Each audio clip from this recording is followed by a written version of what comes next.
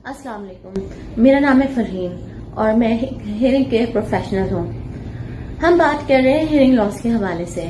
इससे पहले भी मैं वीडियोस बना चुकी हूँ जिसके में मैं साइन एंड सिम्टम्स का जिक्र कर चुकी हूँ और उसकी कॉजेस का जिक्र कर चुकी हूँ। लेकिन आज हम कुछ आगे बढ़ेंगे और हम बात करेंगे हेयरिंग लॉस की टाइप्स के बारे में कि उसमें कितनी टाइप्स होती हैं। अच्छा, मैं आपको एक बात जो हम पहले भी डिस्कस कर चुके हैं कि हमारे पाकिस्तान में जो है वो बहुत कम हेयरिंग लॉस के हवाले से बात की जाती है। बहुत कम लोग इस बारे में अवेयर हैं कि मतलब हेयरिंग लॉस आखिर है क्या। लोगों को ये प्रॉब्लम बहुत ज्यादा बढ़ गया है पैदाइशी तौर पर, बच्चों में, बड़ों में, और एजिंग के साथ तो मतलब नॉर्मली हर दूसरे बंदे को होता है। लेकिन इस पर क्योंकि ज्यादा बात ही नहीं की जाती तो लोग इसी के साथ जिंदगी गुजार देते हैं। तो हमारा जो वीडियोस बनाने का ये मकसद है वो यही है कि हम हेयरिंग लॉस के हवाले से ज्यादा लोगों को अवेयरनेस दें ताकि उनको पता चले कि हेयरिंग लॉस आखिर होता क्या है और फिर उसका किस तरह इलाज कर सकते हैं और उसको हम किस तरह बेहतर तौर पर जिंदगी, एक नॉर्मल इंसान के तौर पर जिंदगी गुजार सकते हैं बगैर किसी इम्पेयरमेंट के। तो उसके बारे में भी हम बताएंगे कि उसका क्या क्या मतलब हल हो सकता है, क्या क्या ट्रीटमेंट्स हो सकती हैं। तो इससे पहले हम लोग जिक्र कर चुके हैं उसके हवाले से, मतलब कि हमने कॉजेस की बात की है, सिम्टम्स की बात की है, और आज हम बात करेंगे टाइप्स के बारे में। तो आगे बढ़ने से पहले मैं कहूंगी कि आप हमारे चैनल को सब्सक्राइब करें और अगर वीडियो पसंद आए तो उसको लाइक करें और उसको ज्यादा से ज्यादा आगे शेयर करें ताकि आगे से जो लोगों को इस तरह का प्रॉब्लम है वो इस बारे में जान सकें। तो हम बात कर रहे हैं हेयरिंग लॉस की टाइप्स के हवाले से। तो मैं आपको मतलब बताऊं कि 3 टाइप्स जो होती हैं वो होती हैं हेयरिंग लॉस की, यानी कि 3 टाइप्स में जो है वो कैटेगराइज किया गया है। तो उसमें जो सबसे पहली टाइप है वो कंडक्टिव हेयरिंग लॉस है, उसके बाद सेंसरी न्यूरल हेयरिंग लॉस है और मिक्स्ड हेयरिंग लॉस है।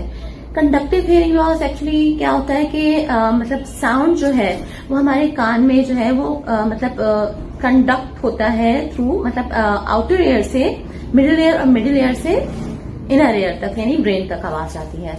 तो जब कंडक्टिव हेयरिंग लॉस होता है तो बात जो है वो मिडिल ईयर से आगे नहीं बढ़ पाती क्योंकि यहीं कुछ ब्लॉकेज होती है, कोई यही प्रॉब्लम होता है जिसकी वजह से ही प्रॉब्लम होता है। और जो सेंसरी न्यूरल हेयरिंग लॉस है वो एक्चुअली वो होता है कि हमारे जो हेयर सेल्स हैं, टाइनी हेयर सेल्स हमारे हैं, तो वो जो है वो आगे ऑडिटरी नर्व मतलब आगे हमारे पूरे ऑडिटरी सिस्टम में जो टाइनी हेयर सेल्स होते हैं वो डैमेज होता रहते हैं, जिसकी वजह से हमारी ऑडिटरी नर्व जो है वो डैमेज होती है, वीक होती है, जिसकी वजह से जो है वो आवाज जो है वो हमारी मतलब वहां ब्रेन तक सही तरह पहुंच नहीं पाती, तो वो हेयरिंग लॉस हो जाता है।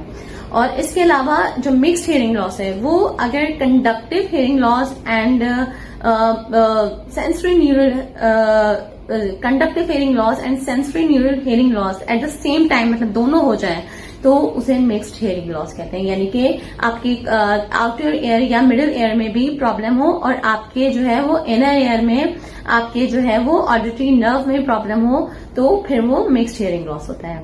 तो आज जो हम बात करेंगे वो बात करेंगे, सबसे पहले हम बात करेंगे कंडक्टिव हेयरिंग लॉस के हवाले से। कंडक्टिव हेयरिंग लॉस जो है, अब जो हमने इकसाम की बात कर ली, अब हम बताएंगे कंडक्टिव हेयरिंग लॉस जो है वो मतलब किस किस वजह से होता है, किन क्या क्या वजूहात हैं कंडक्टिव हेयरिंग लॉस होने की।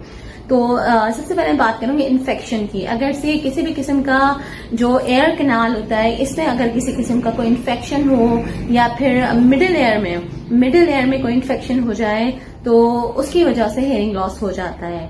और अगर इस तरह का हेयरिंग लॉस जो होता है, जो एयर कैनाल कंडक्टिव जो हमारे मिडिल एयर में होता है वो टेम्पररी किस्म का हेयरिंग लॉस होता है, लेकिन अगर हम उसका बरवक्त से इलाज ना कराएं तो वो टेम्पररी से परमानेंट भी हो सकता है। तो हमें चाहिए कि उसका मतलब फौरन से अगर हमें पता चल गया है कि इस तरह का हमें प्रॉब्लम है तो हमें चाहिए कि जाएं ईएनटी स्पेशलिस्ट को दिखाएं और इसका फौरी तौर पर कोई इलाज करवाएं ताकि जो है बाद की परेशानी से यानी ज्यादा मसले से हम बच सकें। और जो दूसरी वजह है वो है perforation of the ear drum, यानी जो कान का पर्दा है जिसे टिम्पैनिक मेम्ब्रेन भी कहते हैं, एयर ड्रम भी कहते हैं, उसके अंदर किसी किस्म का कोई सुराख हो जाना, कोई परफोरेशन हो जाना, तो उसकी वजह से भी हेयरिंग लॉस हो जाता है। क्योंकि अगर कान के पर्दे में मतलब कोई भी ऐसी कोई शार्प चीज, कोई इस तरह का टूल जो है अगर कान में लग जाता है तो उसकी वजह से परफोरेशन हो जाती है, कान के पर्दे में सुराख हो जाता है। तो फिर अगर उसके बाद जो है वो कान जो है उसमें डिस्चार्ज मतलब मुख्तलिफ जो फ्लूइड्स होते हैं उनका खराज होता है, जैसे पीप, खून वगैरह, तो उसकी वजह भी मतलब फिर जो है वो उससे जो है वो हेयरिंग लॉस हो जाता है। लेकिन इसका इलाज है बिल्कुल, और ये मतलब इसे सर्जिकल ट्रीटमेंट भी है इसका। तो बिल्कुल अगर ऐसा कुछ है तो फौरी तौर पे इसका हल करें, इसका फौरी तौर पे इलाज कराएं, कि अगर ऐसा नहीं करते तो फिर आपको बाद में काफी परेशानी हो सकती है। अच्छा, दूसरा कि जो वैक्स होता है, कान का वैक्स जिसे कहते हैं, इसको आम जबान में से मैल भी कहते हैं कान का, तो वो वैक्स जो है वो कान में कभी कभी लोगों के ज्यादा भी बनता है। तो अगर ज्यादा कान में वैक्स बन रहा है और अगर हमने उस पर कर दिया कोई कॉटन बड वगैरह भी, तो उसकी वजह से भी ब्लॉकेज हो जाती है, क्योंकि कॉटन बड करने से वो कान के पर्दे के और करीब चला जाता है जो हमारा वैक्स है कान का। तो वो कुदरती तौर पर प्रोड्यूस होता है और उसको अगर नहीं इस तरह साफ करना चाहिए खुद से। अगर ज्यादा बन रहा है तो आप जाके ENT सर्जन से बाकायदा तौर पर साफ करवाएं, और अगर से मतलब आप ऐसा नहीं करते तो फिर वो हेयरिंग लॉस की वजह बन जाता है। इसके अलावा dislocation of the middle ear bones, यानी कि जो हमारा मिडिल ईयर है इसके अंदर 3 छोटी छोटी हड्डियां होती हैं, टाइनी बोन्स होती हैं, जिनको ऑसिकल्स कहते हैं, उनकी डिसलोकेशन हो जाती है, उनमें कुछ गैप्स आ जाते हैं, उसकी वजह से भी हेयरिंग लॉस होता है। तो और इसके अलावा इन्हीं हड्डियों में मतलब जो 3 छोटी छोटी हड्डियां हैं इनमें एबनॉर्मल ग्रोथ हो जाती है, यानी कि बढ़ जाता है इनका साइज, कुछ स्टेपीज, इनमें 3 हड्डियां हैं तो उनमें जो स्टेपीज होती है उसका साइज कुछ बढ़ जाता है।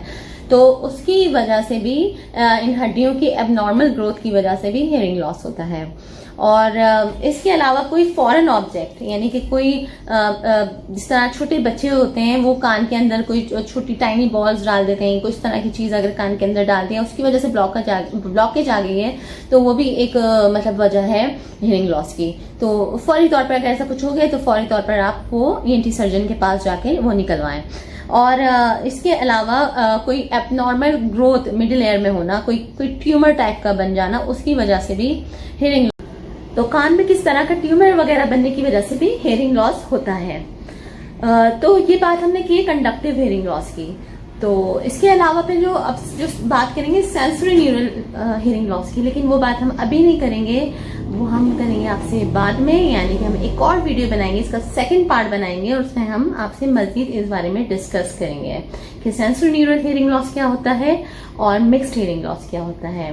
तो अभी तक के लिए इतना ही, इंशाल्लाह हम मिलेंगे। चैनल को सब्सक्राइब करें, लाइक करें, वीडियो को शेयर करें। अल्लाह हाफिज।